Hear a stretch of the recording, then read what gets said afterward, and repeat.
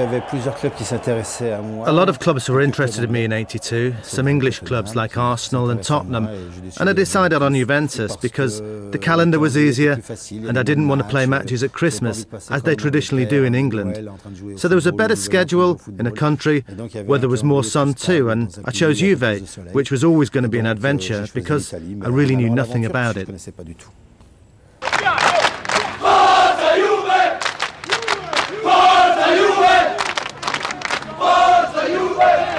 More than anything that Platini had experienced in France, football was everything to the Italians, and whenever the match day came along, Italy's cities and stadia reached fever pitch.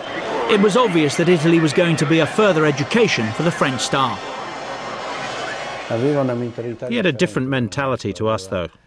A more French way of thinking, where football was just entertainment. But in Italy, football isn't like that. Football is war. Football is religion. And he realised that. He threw himself into the game and helped us to win. Win a lot. It wasn't long before Platini was another of Juve's stars. He helped them to win the Italian Cup in 1983. Then in '84 they won the league title and the European Cup Winners' Cup. It had been a wise move for Platini. Italy was the best league without any contest in the world. It was the marriage of a country who suited well the way he sees the game, based winning mentality, efficiency, and with an exceptional coach as well, Trapattoni. I think he finished 3 years top scorer in the league as a number 10, that at that time was quite exceptional, because in Naples you had Maradona, Careca, you had the best players of the world in every single club. One of the many individual awards that Platini received will always stand out. Every year through the offices of France Football in Paris, journalists vote for the European Player of the Year, and they awarded him the Ballon d'Or.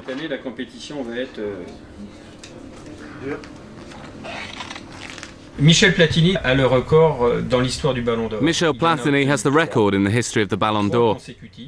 He won 3, but 3 consecutively. Other players like Marco van Basten have also won 3, but not consecutively. So Michel Platini has the record. In his time at Juventus, Platini took his career to another level. But the most significant effect of the years in Italian football may have been felt back home in France. He was the only French player to play at Juve, and the Italian Championship was always the benchmark. So now we had a French player in the Italian league, playing with the likes of Rossi, Tardelli, Cabrini, who were world champions in '82. And that's what gave us our leader.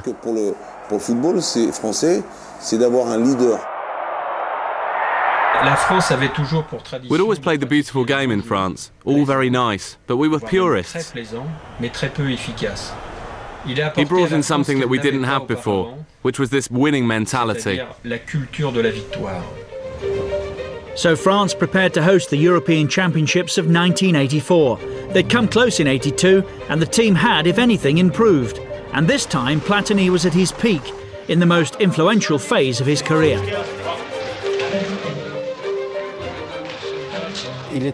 That tournament in '84 was so important to us because we were the organisers and we wanted to improve on '82 so much, and we were the favourites. Also in 1984 we saw the emergence of one of the most celebrated midfield quartets of all time, the Carré Magique, or the Magic Square, of Michel Platini, Jean Tigana, Alain Giresse and Luis Fernandez. Magic because there was an understanding. Each one of us knew what we had to do.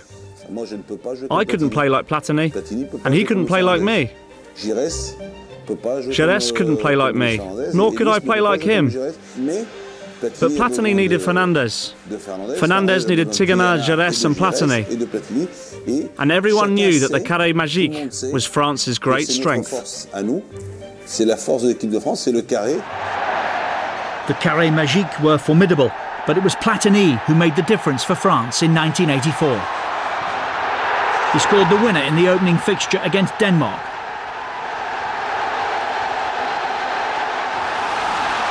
Then a hat-trick against Belgium.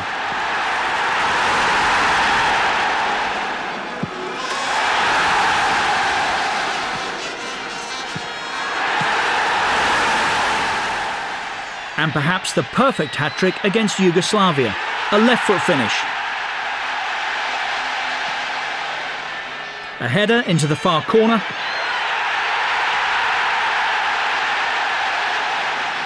And a right-foot free kick, one of those trademark Platini moments. It's like all the great teams. Maradona for Argentina, Cruyff for Holland. Every great generation has a great player who makes the difference.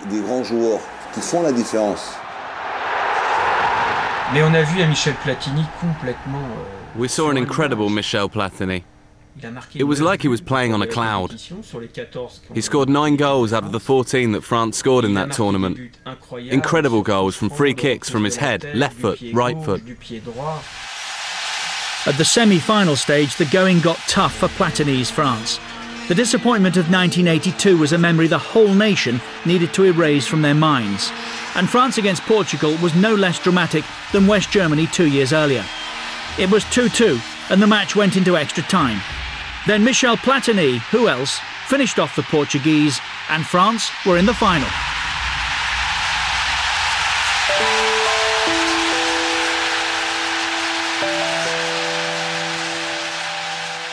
Et ça, c'est vraiment le match clé, le match essentiel. That was the key match, the most important, and the exact reverse of the semi-final against Germany in Seville.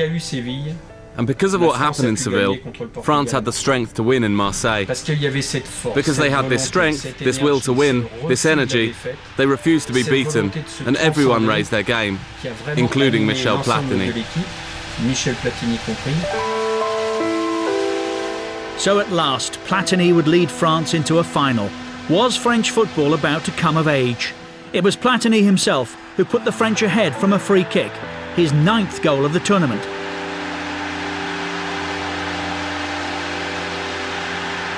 And when Bruno Bellon made it 2-0, it really was all over for the Spanish. And France were European champions, thanks to Michel Platini. He was at the peak of his art in a footballing sense in '84. He was at the very top. He was surrounded by good players, but it was down to him that we were the European champions.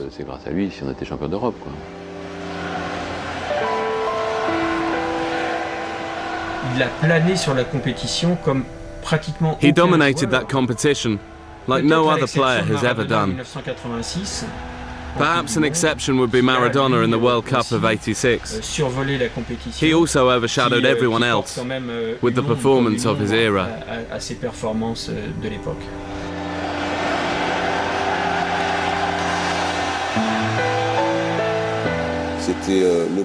It was France's first trophy in a team sport. At last we had arrived and we could win. So now we knew that we could go out and win. And that was a great change for French football. So Platini went back to Juventus as a European champion with France. But there was one European trophy he had yet to win.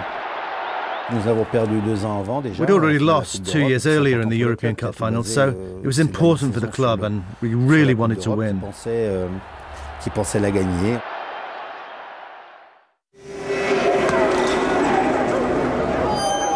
But May 1985, Juventus versus Liverpool wasn't the cup final that Europe was expecting. Violence broke out before the match and 39 people were killed. After UEFA took the decision to let the match go ahead, we didn't think of anything once it had kicked off. So you see, we were really happy that we'd won the match for the Italian supporters.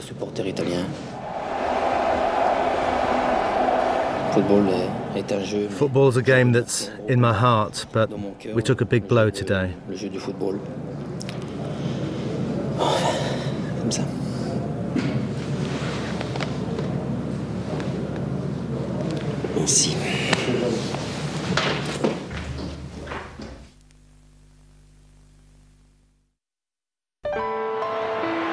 A year later saw Platini playing in the 1986 World Cup in Mexico. Once again, though, France lost to West Germany in the semi-final. Platini retired as a player, but his influence on the game was, in a sense, just beginning.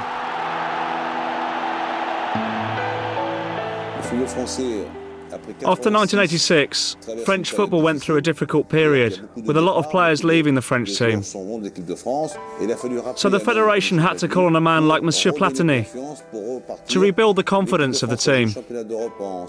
I played for Michel in the European Championships of 1992, but it didn't go well. And I think at that point, he decided to leave in order to relaunch French football. Ever since his days as a youngster with AS Nancy, Michel Platini's great strength of character had driven him on to success. So with the playing days over, Platini was exactly the kind of character football needed in a position of authority. Platini was always the boss on the pitch. And then he asked himself what he would do after his career, and the answer was that he had to be the leader. He was the boss of the French team because he was the manager. Then he led the World Cup in '98 for the French Federation. And today he's the leader of European football because he's the president of UEFA. His life has been like a novel.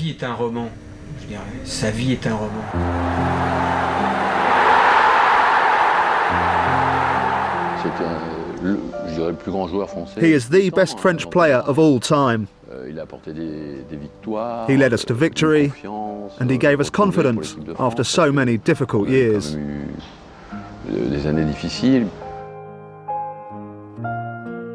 He had an exceptional vision, the winning attitude, the winning mentality, and as well a very, very efficient guy. And I think he still has that in his mind when he speaks about the game today. Football is a game, it's completely irrational, and that's why people love it so much. A game where you just never know who will win, the strongest, the weakest, or the biggest. It's just an extraordinary sport.